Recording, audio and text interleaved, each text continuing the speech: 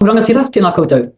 My name's Anne Salmond. I'm a professor of Māori Studies and Anthropology at the University of Auckland, and I'd like to make just 5 key points about Te Tiriti o Waitangi. These are based on a forensic study of the text of Te Tiriti and its historical context commissioned by the Waitangi Tribunal, with close colleagues Meriberi Penfold and Cleve Barlow for the Muri Whenua land claim in 1992, and with Patu Hoiapa and Manuka Henare for the Paparahi o Te Raki claim in 2010. First, I'd like to argue that Te Tiriti o Waitangi describes neither a split state with 2 separate political systems on the one hand, nor a singular state with only one set of powers under the Queen's kāwanatanga on the other, the 2 extremes around which the debate over Te Tiriti has been polarising. Rather, Te Tiriti, in the original, describes a power-sharing arrangement between the Queen and the rangatira with their hapu, in which the mana of all parties is respected. Secondly, I'd like to draw attention to the preamble to Te Tiriti, which is so often ignored, because it describes how this arrangement was supposed to work on the ground. In the first line of the preamble, Queen Victoria promises the rangatira and their hapu in the plural that she will protect their rangatiratanga and their lands. In He Whakaputanga, the Declaration of Independence, Henry Williams, who also translated Te Tiriti into Te Reo, uses the term rangatiratanga to translate independence. From the outset, then, the independence of each of the rangatira and their hapu is guaranteed by the Queen. In exchange for this promise, each of the rangatira and the hapu agree to the kāwanatanga of the Queen. The kāwana, or governor, is described as a rangatira and a kai whakarite, literally one who makes things equal. This term was used to describe peacemakers who settle disputes among the kin groups, or judges in Te Paipere Tapu, the Holy Bible. The kāwana is thus a mediator or adjudicator, placed on an equal footing with the rangatira, not a ruler with absolute authority. According to William Colenso, in his powerful speech, Patuone spoke at length, quote, in favour of Mr. Hobson, and explained by bringing his 2 index fingers side by side that they would be perfectly equal, and that each chief would be similarly equal with Mr. Hobson. In the preamble, through the introduction of law, the Queen promises that her kāwanatanga will deliver peace and tranquil living, and prevent harm to both Indigenous inhabitants and settlers in all parts of the country and the islands. Kāwanatanga was thus about ensuring just and harmonious relationships that preserve the mana of all parties. And as our kāwanatanga, our government, that is your duty in relation to this bill. My last 3 points turn on the 3 articles or ture of Te Tiriti. In Ture 1, the Queen tuku will give all the kāwanatanga or governance of their lands absolutely and forever to the Queen of England. Tuku is a term used in gift exchange, and Te Tiriti is phrased throughout as a gift exchange between each of the rangatira and the Queen.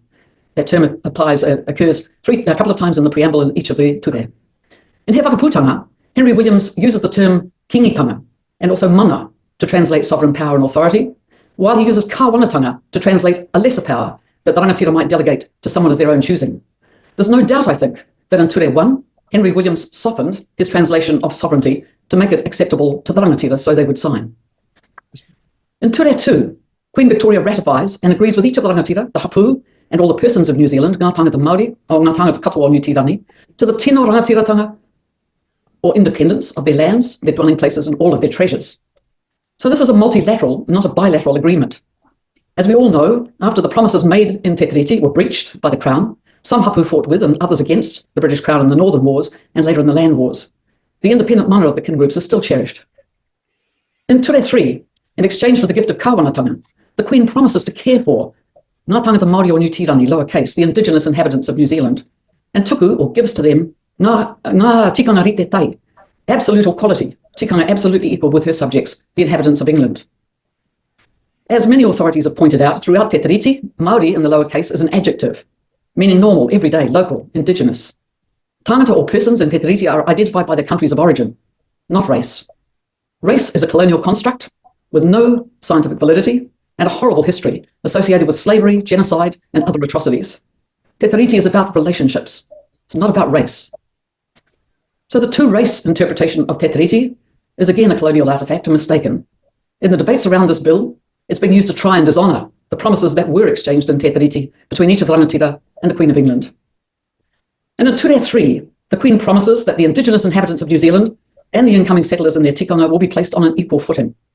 Rite means equivalent, not the same. It's equality and difference. As kai whakarite, the government is supposed to ensure that these relationships among citizens are just and equal, the scales of justice in action. And as our kāwanatanga in relation to this bill, that is your duty. So here the mana of the Queen, the governor, the hapu, and the rangatira, the indigenous inhabitants and the settlers, and their tikanga are all respected. The question now arises, how do these promises reconcile with the Treaty Principles Bill? I would say, not at all. Principle 1 of the bill gives the government full power to govern. This cannot be reconciled with the text of Te Tiriti, which describes a power-sharing relationship in which each of the rangatira and their hapu retain a measure of independence. Principle 2 of the bill attempts to erase the tino rangatiratanga of the rangatira and the hapu, which was agreed to by the Queen in Te Reo 2, limiting it to those rights conceded by the Crown in treaty settlements. All other rights and responsibilities involved in te tino rangatiratanga of their lands, their dwelling places, and all of their taonga are cancelled at the stroke of a pen. Principle 3 of the bill says everyone is equal before the law and entitled to the equal protection and equal benefit of the law without discrimination. Ngā tikanga rete tai describes relationships of equality in difference, not sameness. And this principle, as articulated in the bill, says nothing about how discrimination and losses of equality are to be remedied. In this bill, the ACT Party is trying to rewrite Te Tiriti o Waitangi to make it say what they wish it had said. If we were in France, say, and someone who couldn't speak French took it upon themselves to try and instruct the people of that country about the basic principles of an important constitutional document that they couldn't even read, they would be regarded as a lunatic or a fool. Here, a fringe party with little electoral support and less knowledge is taking it upon itself to rewrite the promises exchanged between the rangatira and the Queen in 1840. The arrogance of this is breathtaking. The fact that this coalition government has allowed this bill to proceed to this select committee in this parliament, in my view, is a disgrace to our democracy. It should be put in the dustbin of history, where it belongs. Kia ora. Thank you, Damien. That's the 10 minutes we've got set aside this morning, so I just want to acknowledge your submission on behalf of the committee and thank you for being with us. Kia ora. Kia ora. Okay, that's probably one of the best submissions I've heard to date. Yeah, I can see why she's a dame. That was dame good. Sorry, dad joke. No, that was very, very good. And I encourage people to just burn that into their brains, because I swear to God, I didn't steal her notes, but you know, my notes pretty much match up with her notes. And I'm like, okay, this is a very good submission. Not because it mirrors my notes, but because I've learned from people like her. I've looked over her work in the past and stuff like that. And it's just, that's what happened. That's what happened. And, yeah, again, burn that submission to your brain, because everything right there pretty much explains everything that is wrong with this bill. And I'm so glad that Todd didn't have the opportunity to ask, do Maori have special rights? Because she probably would have blown up at him. Yeah, I mean, I think She's like, oh, do you want me to repeat my entire submission again? yeah, give me another 10 minutes and we'll have another go. I think that should probably it'll probably make its way into I'm not sure what year it will be, but our year 9 to 13 civics education curriculum at some point, because yeah, you're right. Damien Salmond is a living legend, and one of our very, very best mana wahine in terms of her strength and character, and I think every single word that she uttered during that submission is on point, and yeah, really powerful submission. Dealt with all of the nuances of and the spin and the nonsense, and untangled them and really fired them. It really dealt with them. She used big words.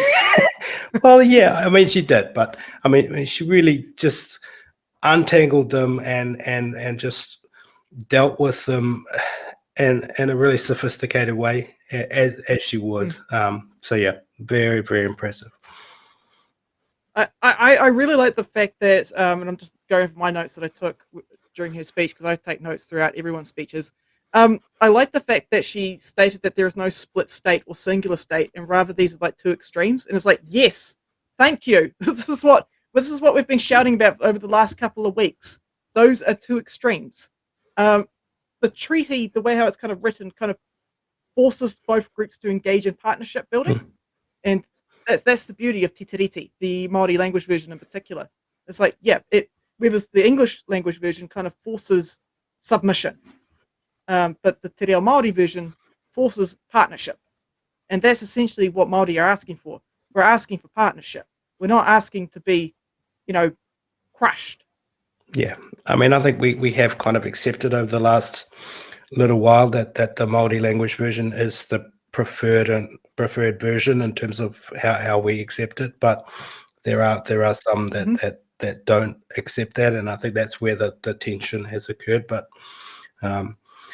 for the majority of academics, the multi-language version is the preferred version, and that's accepted at international law as well.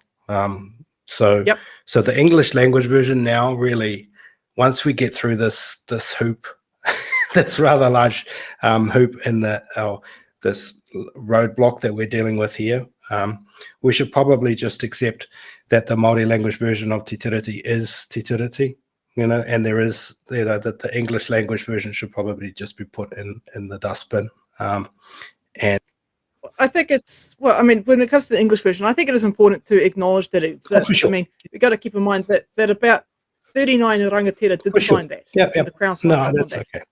But you got about 500 rangatira in comparison who signed the Te Reo Māori version, including my own ancestor Iwiko, down at Akaroa. They signed that version, the overwhelming majority. So they are bound, they're essentially binded to that version, and the Crown signed off on it.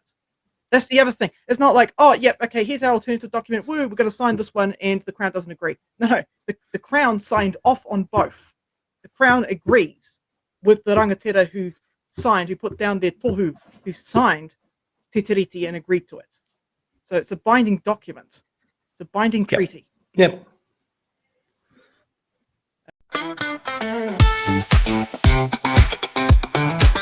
Thanks for watching. Make sure you're subscribed to our Facebook, YouTube, Twitch, Instagram, TikTok.